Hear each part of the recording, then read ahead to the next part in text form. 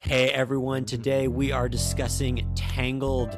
We had this episode get pushed a couple weeks back to make room for the Robin Hood episode, but we're back here doing this. This was one of Micah's favorites going in. This one's great. It kind of feels like it harkens back to some of the old classic Disney stuff. It's got beautiful romance, great character arcs, an awesome villain. So yeah, join us while we explore all these themes and let us know what you think.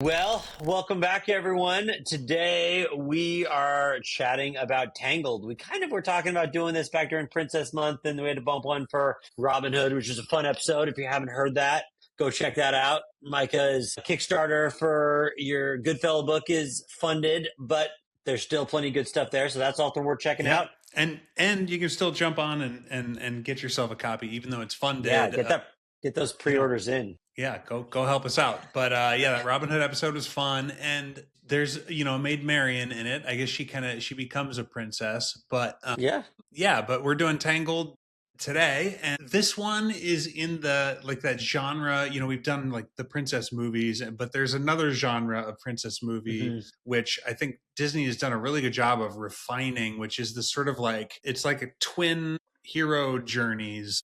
Yeah, it's the couples.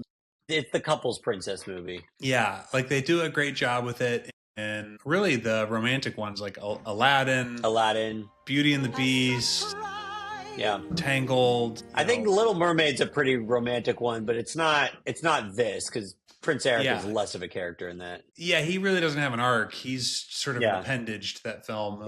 He's like a stakes character.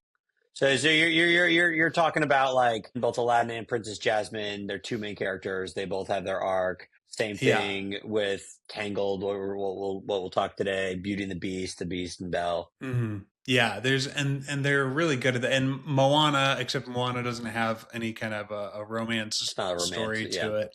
Yeah. Although it honestly feels like it kind of should.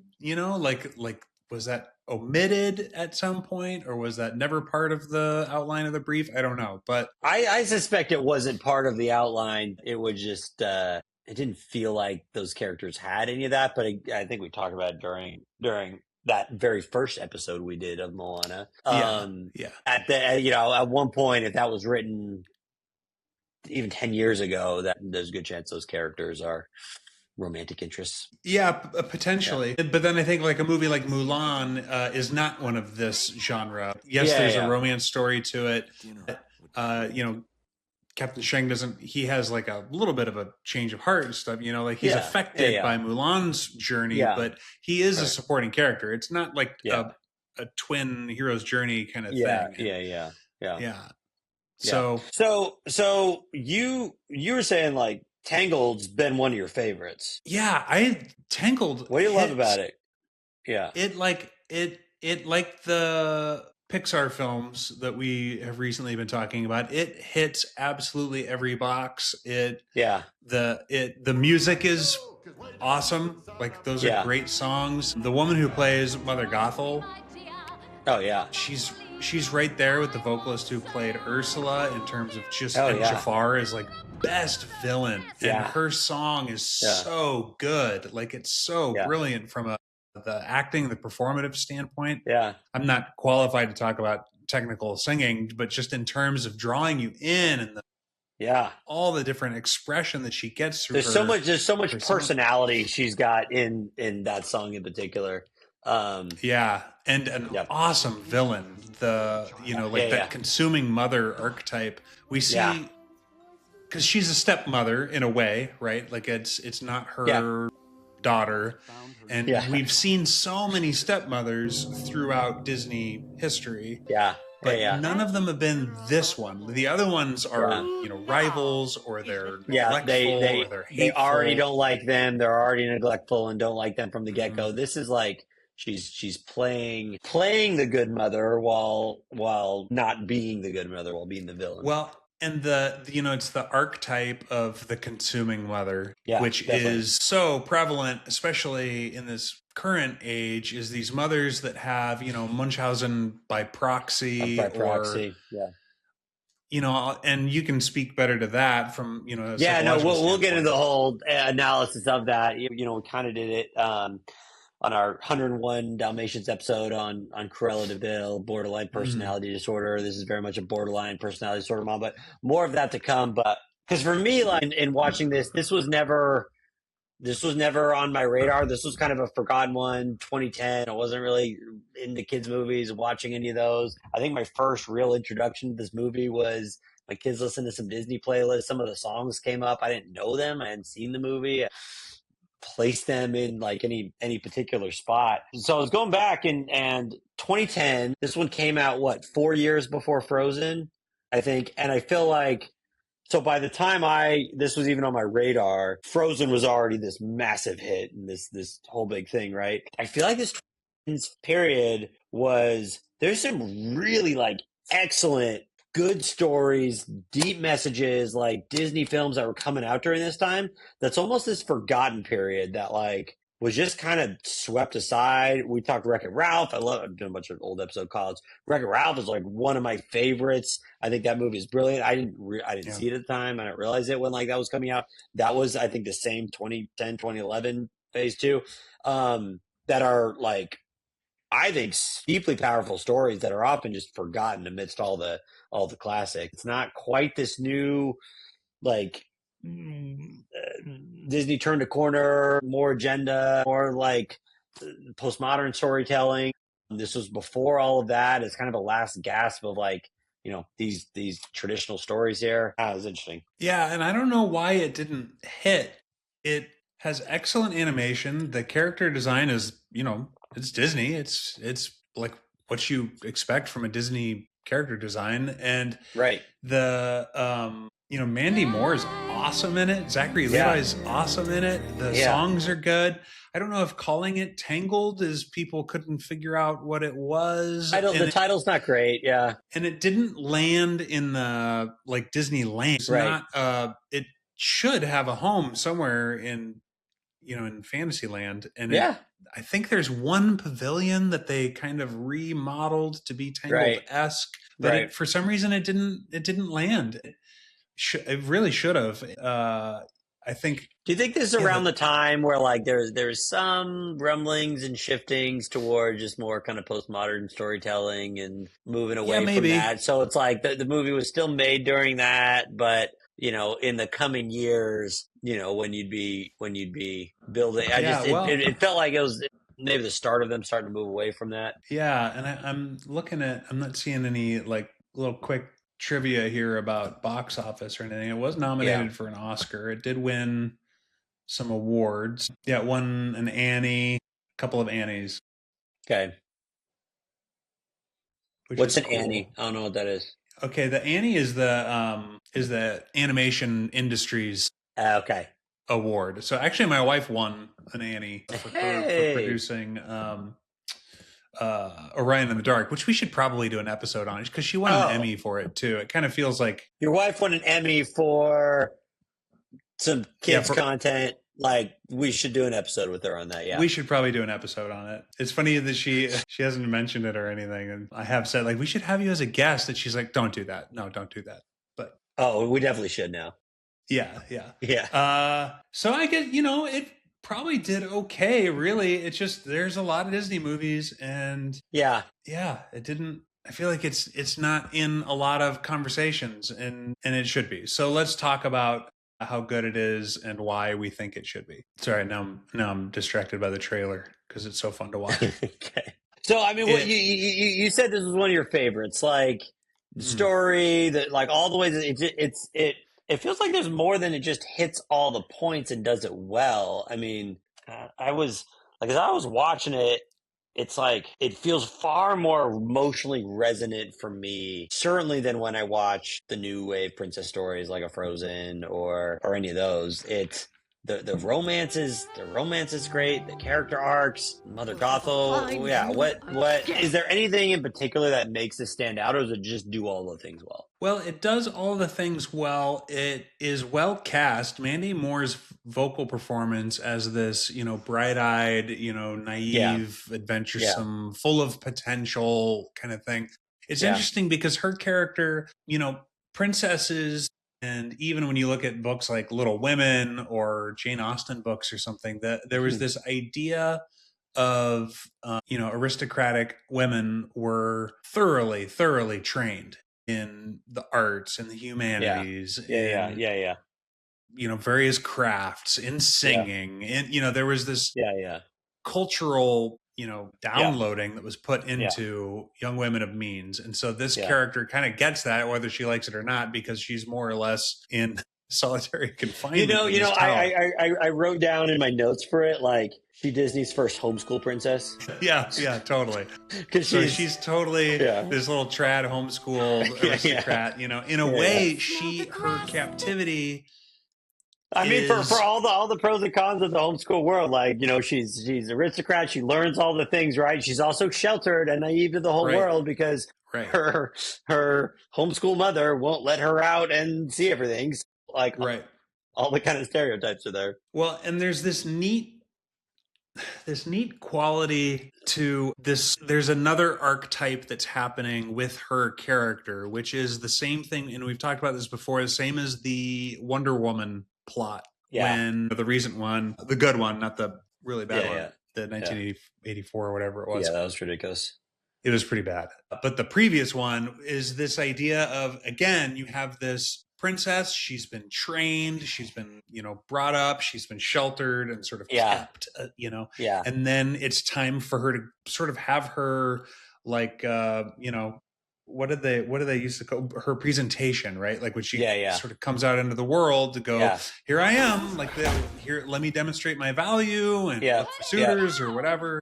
Looking back at sort of the Jane Austen books, and there was always this period where after adolescence, you go out and go, all right, now let's see what the world does, in response, kind of.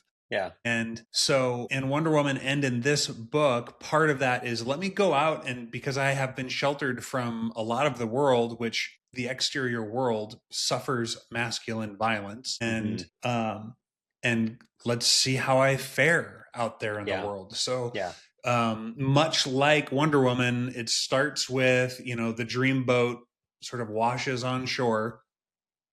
So Zachary Levi's character, this Flynn Rider guy.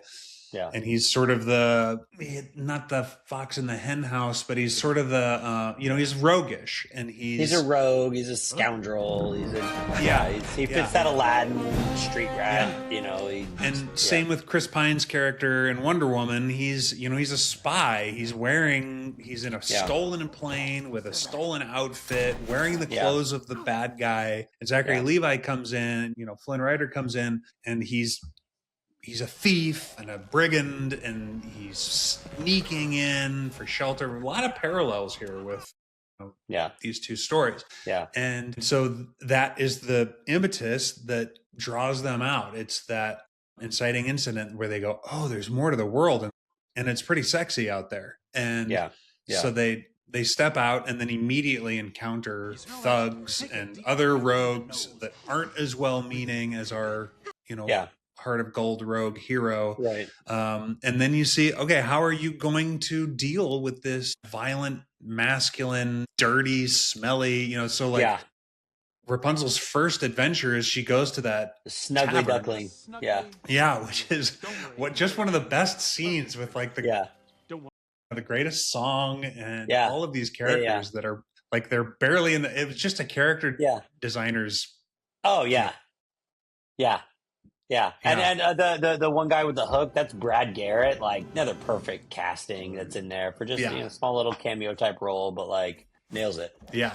So this like is a cool, very classic archetype for a female. Classic hero. archetype, coming of age story. Mm-hmm. She's leaving the nest. We talked about it.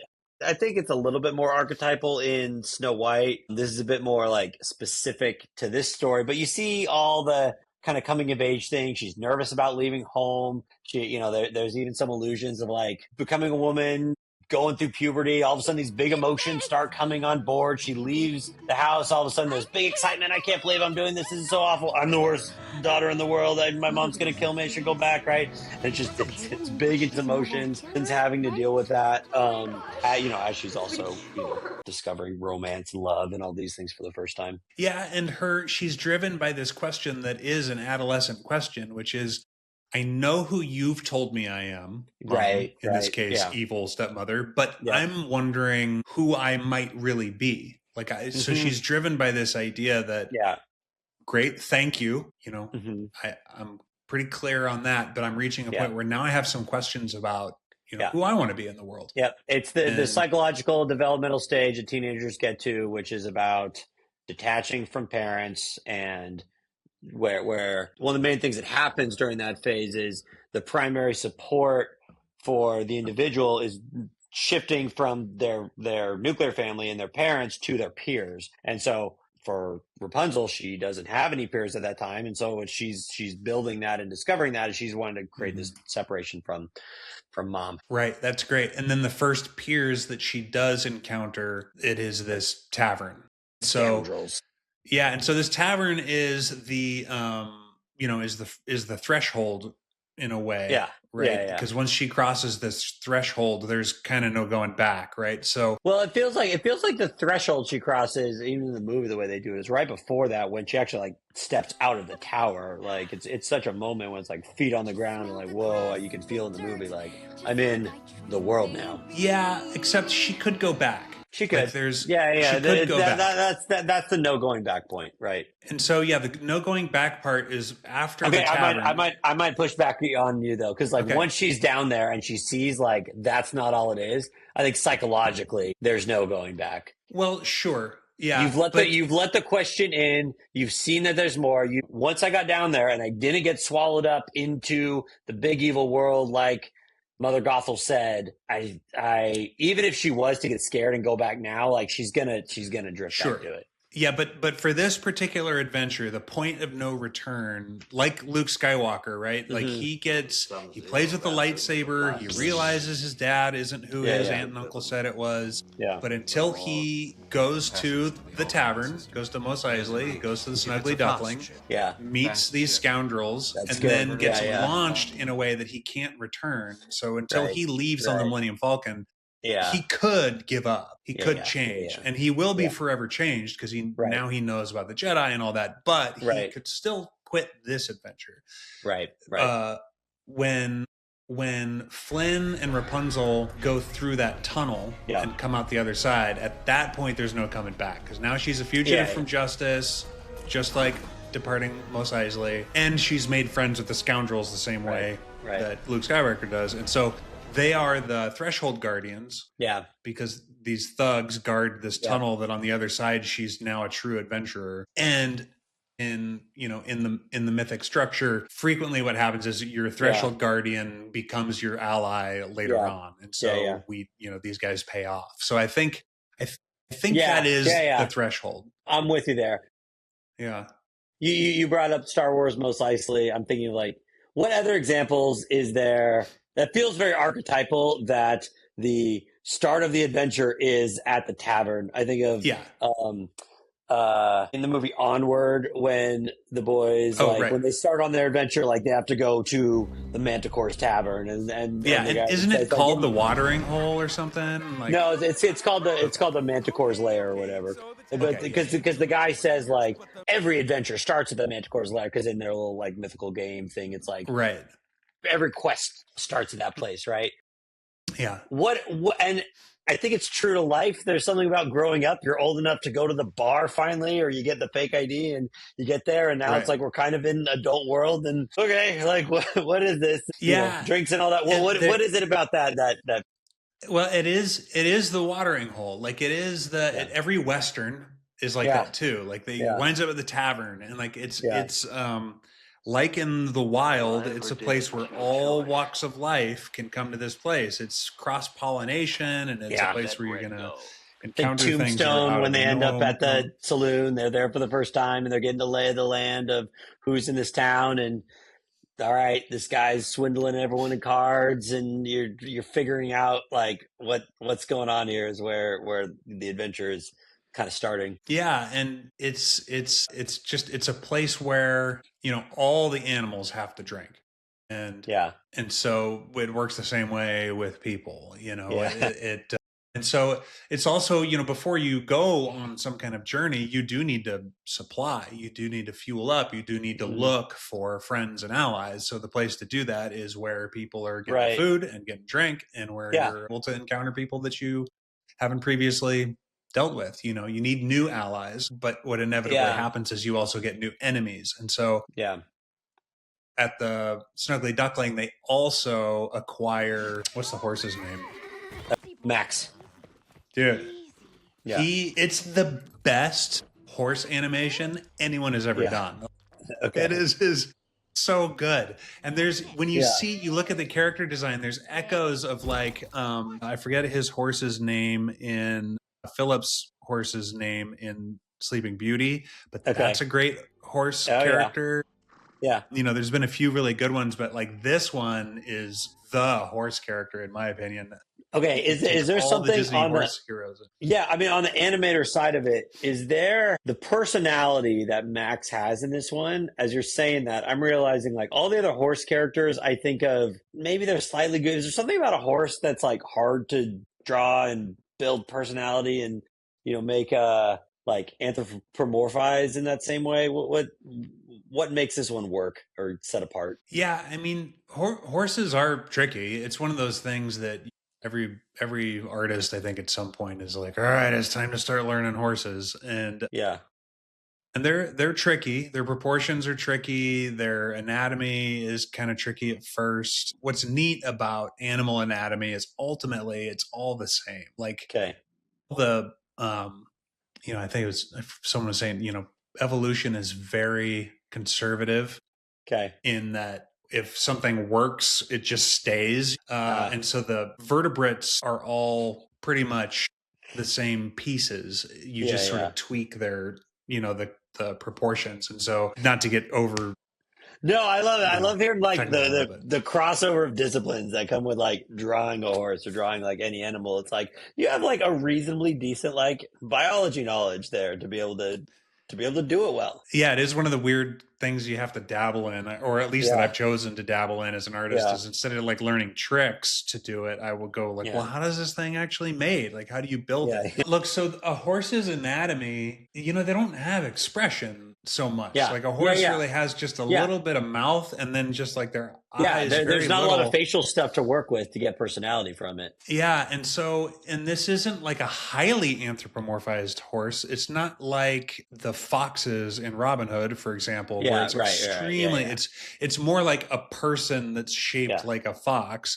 This is a horse that is, because there aren't any other anthropomorphic animals in here except for, you know, the chameleon kind of, you know, but like this horse is like a full-on character that they have conversations with, and that's a tricky, I feel like that's a really tricky line to maintain, especially from a studio that's quite used to anthropomorphizing things completely. And so this one is just so well done because it rides that thing where it's like, it is kind of believable. Like, you know, my dog, other people's dogs, not so much, but my dog is pretty anthropomorphic to me. And so is their dog to them, you know? And so there is something about this familiarity of an animal where your pet becomes human through its continual relationship with another human.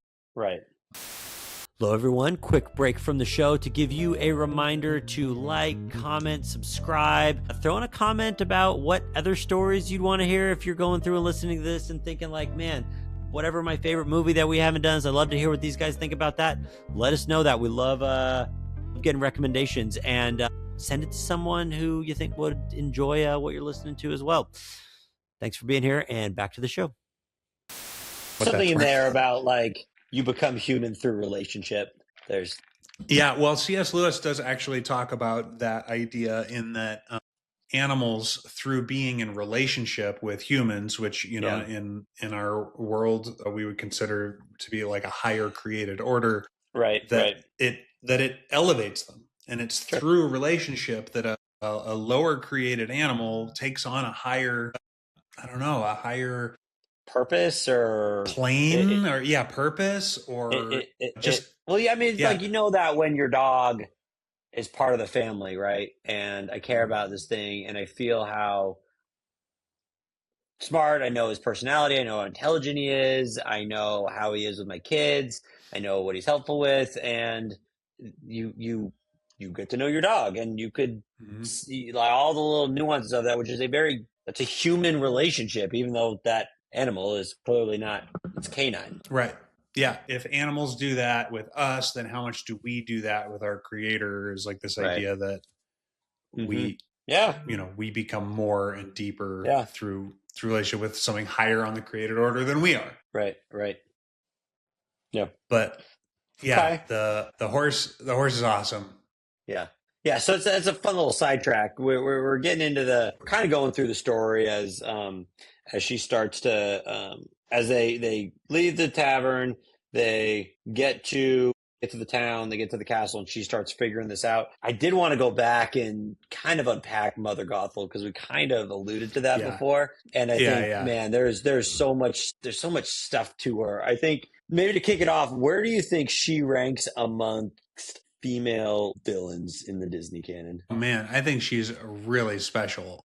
I think because her evil is so, like, you know, like the banality of evil, that idea is her evil. Yes, sure, she's kidnapped the girl and she's leeching magic out of her and all that. Right. But like the evil is somehow not even in that. The evil is in this passive aggressive, it's just so, and it's so relatable because I've met so many of my friends' moms and stuff like that are where you see glimpses of this. It's true to life. Like, I've seen those qualities, and I've seen where it's like, I'm just going to take these little digs, and the mother knows best, and you could never, trust me, I know what's good for you, and I know, but I'm so blatantly playing the role of the good mother, and the audience can see it's so blatantly not for the kid, it's for herself, which is the opposite of what the good mother does, right?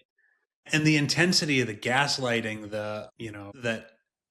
that Rapunzel is the one who invited the argument and invited her own punishment, and that really it was an attack on her mom to have any questions or desires or needs whatsoever. And I think the thing that's tough about it is like, so like this personality type, there's a lot of, borderline personality traits in there. We talked about some of those with Cruella de Vil, but you said like this feels true to life. We know someone who's kind of had these qualities. And the thing is, the person who has that borderline psychology, you mentioned like gaslighting and you mentioned like that manipulative idea. I think Mother Gothel really believes that she is helping Rapunzel. I think she, as part of the construct of it, is like she's so deluded herself over time that like she is the helper. She is she's the good guy here. And like the phrase she keeps saying is like, oh, fine, now I'm the bad guy. Like the borderline thing is you're split between like, I view people as either all good or all bad. There's this kind of black and white thing. And so for herself, I think she has viewed herself as that good mother. She's playing that role. She's doing all these things. I'm making you hazelnut soup. I'm doing your favorite. I'm doing all these things. Like she has bought into this idea that she is this great caretaker of a person. She's very detached. And again, with this personality construct, loose relationship with reality. Everyone else can see like clearly she's evil and she's self-serving. Is all self-serving. I think she has very little awareness of that. Mother Gothel does. The other thing I was thinking about her is, the thing that happens, like once that split happens, once she's made that jump from the good mother and fine, now I'm the bad guy. Now the claws are out and you see the mean side, and that's where it really comes out. And then she pulls it together and she goes out and she can be all nice and pleasant again. Many of our listeners will know people in their lives where it's like, yeah, it's nice on the surface. Once you cross them, when they're behind closed doors, when you see the actual like monster of the person come out, that's a again, they capture that so well with Mother Gothel. That's so interesting. So I had a relationship a long time ago where I would frequently hear this, like, now I'm the bad guy line in it. Yeah. And I always thought that was a tool. I always thought that was like a very intentional thing of saying, like, you are making me into a bad guy. Now I'm at fault for this conversation. Right.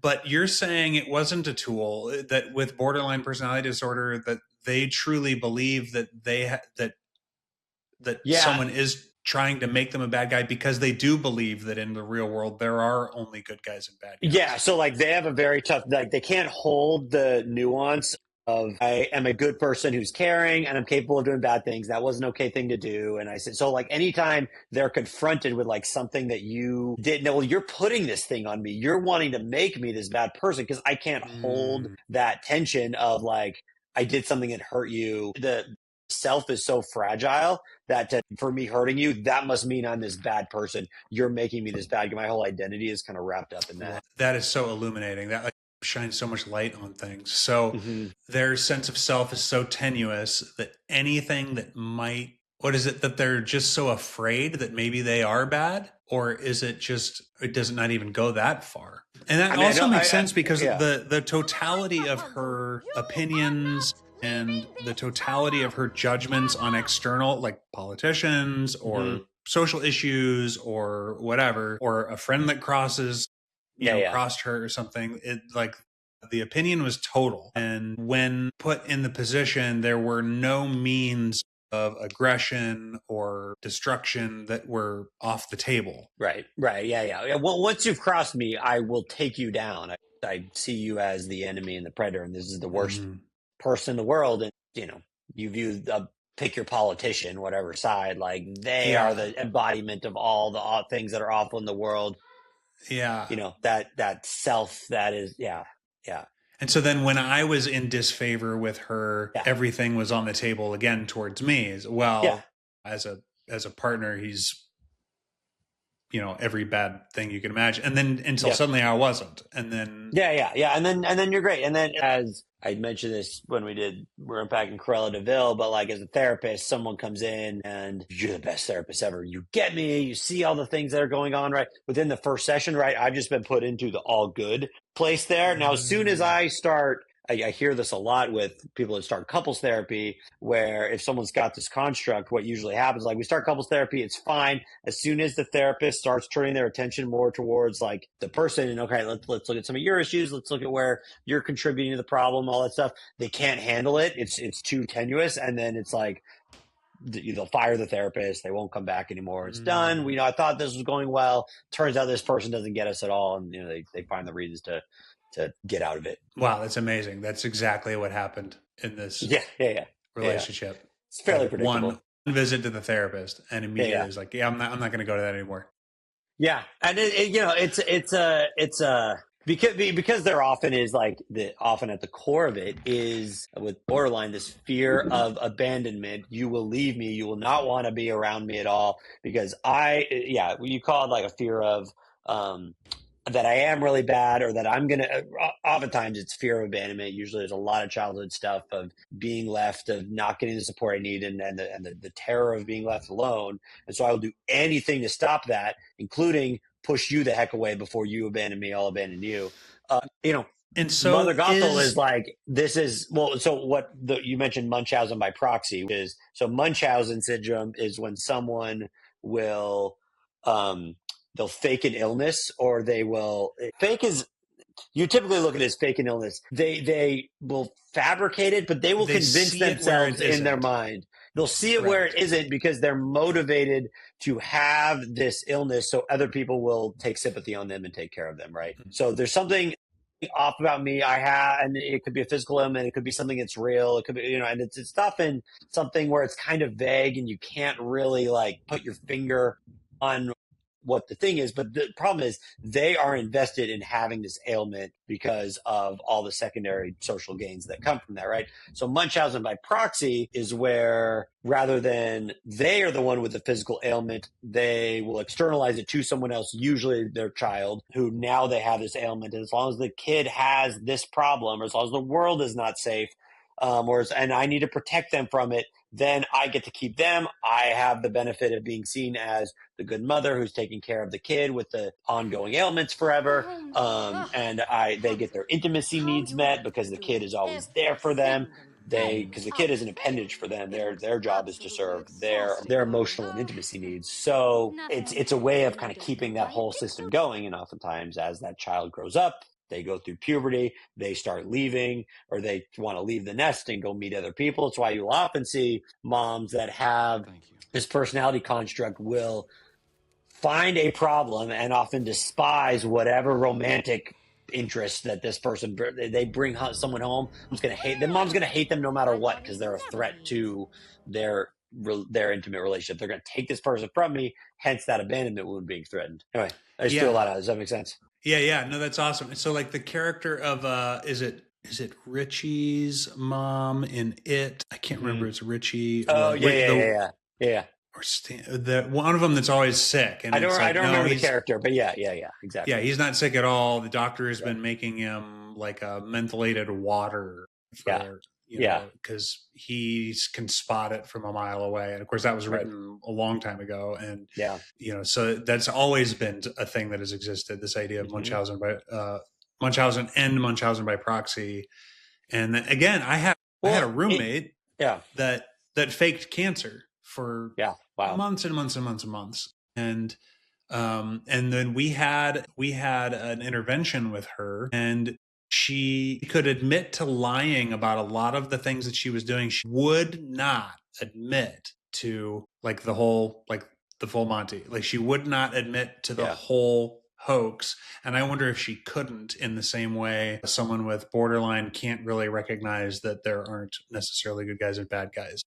Well, it's almost like if I was to admit to that, my whole world in sense of self falls apart, because you've built so much on top of that like I have to admit to that. It's why you see people's like, especially if they get older and later in life and they've lived this way for a long time, to admit that like, geez, if I've been the one, they have like decades and broken relationships and all that. It's almost too overwhelming to face. So it's easier to just hold on to like, nope, I had the thing, or I had these legitimate reasons for it. Yeah. So I wonder about in this story, the original Rapunzel story it doesn't harp too much on the witch. It's mostly about Rapunzel and the prince. Yeah. And so the writers of this one were so keen in looking at this idea. And we talk a lot about physicalized metaphors. The idea of taking your loved one, from which you get your value, and just enough of what gives you life to sort of sustain you, and locking them in a tower where you control their relationships, you control their experience, you give them just enough sustenance to continue feeding what you need, but you keep them and they're isolated. Yeah. In a way that you could conceive you're actually caring for them. This is what you call care, is a physicalized metaphor of borderline personality disorder. Yeah, that's good. And so some of these writers looked at this tower construct relationship here, and they went, the villain needs to have borderline personality disorder. And maybe it wasn't that explicit in the way some of the other films have been very explicit, but I mean, it is the archetype of the devouring mother, which is that archetype's been around longer than the concept of borderline personality disorder has, right? So like this, we would call it different things, but like you've seen this play out. People. The witch in the swamp is not. It's people would think about that in those terms. They wouldn't think about this in this kind of modern materialist Western or medicalized way right now.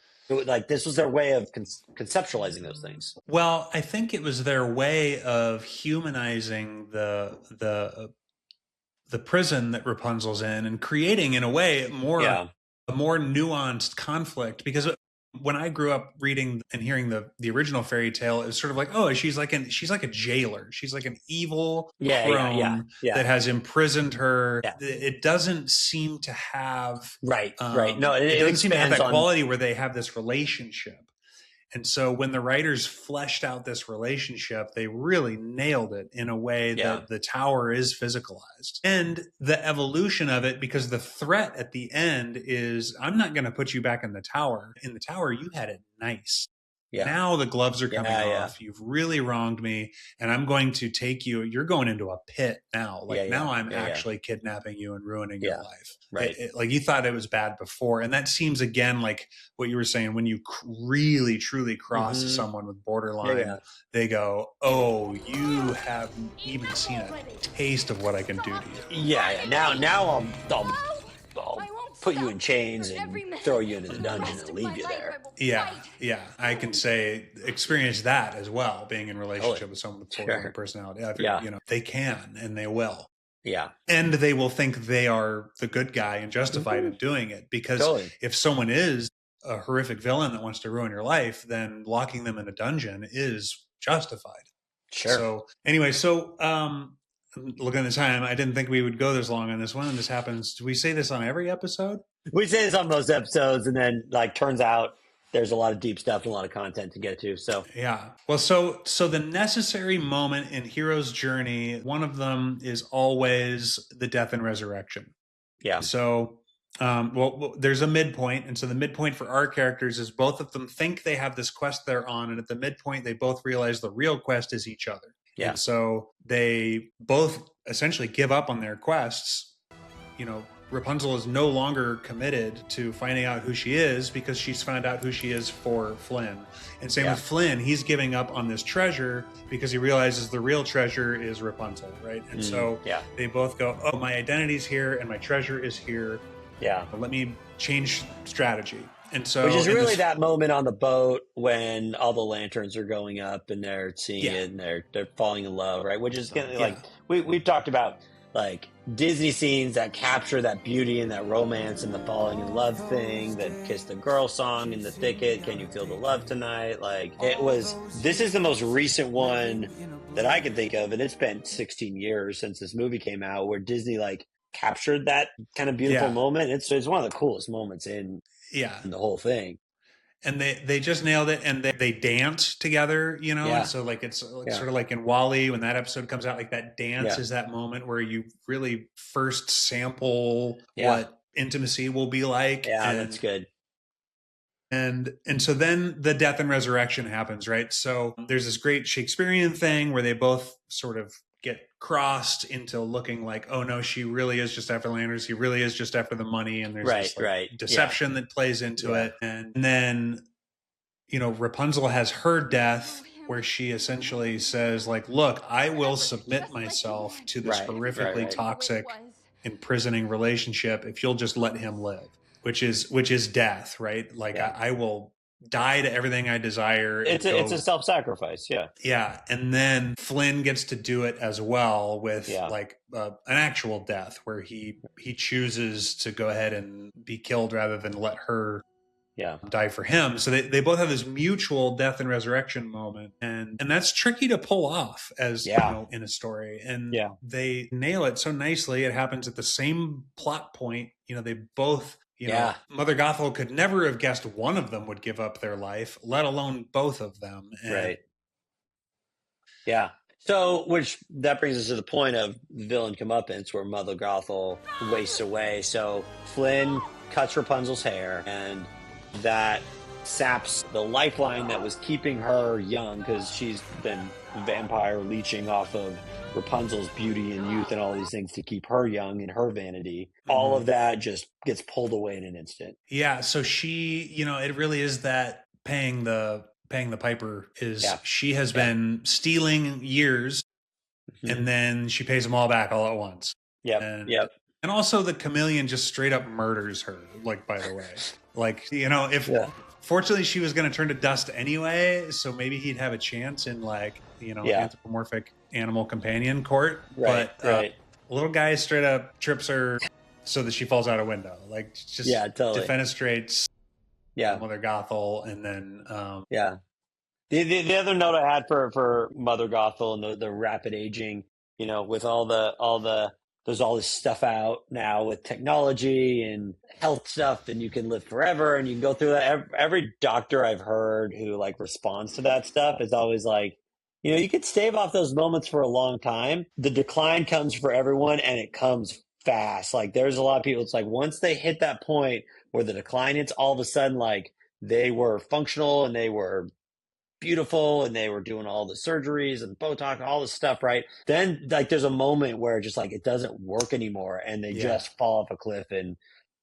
this decrepit witch that was there the whole time comes out. So it's like like what you brought up, like the exterior now matches the interior. Yeah. And the honorable way to go about aging is honestly with integrity and embracing it and adjusting it and facing reality and adapting to those new realities. And because she was in denial and fighting reality, which is, that's what a lie is. A lie is kind of like the most fundamental form of evil is to rebel against reality. And so she has lived an existence of lies and rebelling against reality. And so she has to pay for it. Like we all do. We all pay. Yeah. And so she borrowed and borrowed and borrowed. And then finally it was time to pay it back. And her comeuppance is, I think, that she's alive to do it all at once. Yeah. It's not like she got her head chopped off and didn't have to experience it. It's like that thing that you've been avoiding so that you wouldn't have to experience it. Turns out you're going to experience, amplified. So, right. Great comeuppance. Yeah, man, it was great. Yeah. So, I mean, the villain comeuppance of Mother Gothel, it fits. And I think it reminds me a lot of not exactly the comeuppance, the way it happens, but like the evil queen in Snow White. She was trying to delay aging. She's trying the proper ways. You embrace it. You go at it with integrity and honor. And she, rather than continually trying to be the fairest one in the land, which Mother Gothel is definitely doing, when she's got, her beautiful young daughter. She's looking at her in the mirror. She bumps her out of the way, and she's so embraced in her own vanity and sense of self, rather than pouring into the next generation like a good mother would do. And so it all catches up to her. Yeah. And then Flynn gets a family, and Rapunzel gets her family back, and it's wonderful. Everyone gets. That is another cool thing with the arcs, and I'm noticing this more and more in stories. There's a pattern I'm seeing where it's like the two protagonists have these crisscrossing arcs where like Flynn is the wild man, and he's out there and he needs to find his family, and he needs to like come home, and Rapunzel is sheltered. She needs to get out of her home and go off and find an adventure, and why they need to find each other in order to have their stories told. Yeah. It just lands, and it lands in a way that feels like egalitarian and, aspirational, and it's got great music along the way, and the gags are good. It feels egalitarian, but it's still very much like they have their roles. Like you couldn't do a gender switch on them. No. Yeah. And because of that, it feels grounded. Yeah. To me anyway. Yeah. And so anyway, the remake is coming out, and they did a remake. Got a buddy working on it. Yeah, they're doing the live action treatment to it. And look, I'm actually like mildly hopeful for this one. In a weird way, what I'm hoping is that it breathes life back into the animated one, and more people go back and watch the animated one. And I don't think they're changing it much. I don't think it needs any changing. Yeah. It doesn't feel dated in any way. Like I think, we talked about it being like kind of this last gasp before Disney taking a turn towards like the postmodern storytelling. And my hope is that there's a turn back from that, because the stories are so archetypal and so good. There's so much depth to it. And, it wasn't at a time where like I would have been watching out for kids movies, but man, the fact this one got buried behind a bunch of other stuff that I think is kind of inferior to it is kind of a bummer. So it was fun to kind of deep dive on this and discover that. Yeah. Look, so if you're at home and you haven't watched this one, you haven't watched it with your kids, like don't hesitate. Put this one on, this weekend or whatever, put this into your rotation. I'm sure your kids are going to love it. And, both my kids love it. Yeah. Yeah, it's great. And like always, like let us know what you think. I love when I hear people say, like, went back and watched this episode you guys just had, went back and watched it with my kids. I'm seeing all these things I hadn't seen it before. Some of the greatest compliments we get about this show are like, the new experiences that come with your kids or the new ways of seeing or thinking about things. I think there's a lot of stuff you'll see in Tangled, as well as, plenty of other stories that after that. Yeah. And, give it a watch before you go out and see the live action one. Yeah. If you're so desire to see any of these live action ones, which so far they got to earn our trust again. I don't know if I'm there yet, but we'll see. Hope springs eternal. Yeah. Cool. Well, thanks, Micah. Right. And thanks everyone. We will see you back next time. That was Tangled, everyone. Thanks for being here again. Please make a point again, like, comment, subscribe, send an episode off to someone. Let us know what your favorites are that we haven't done yet. And thanks for being with us.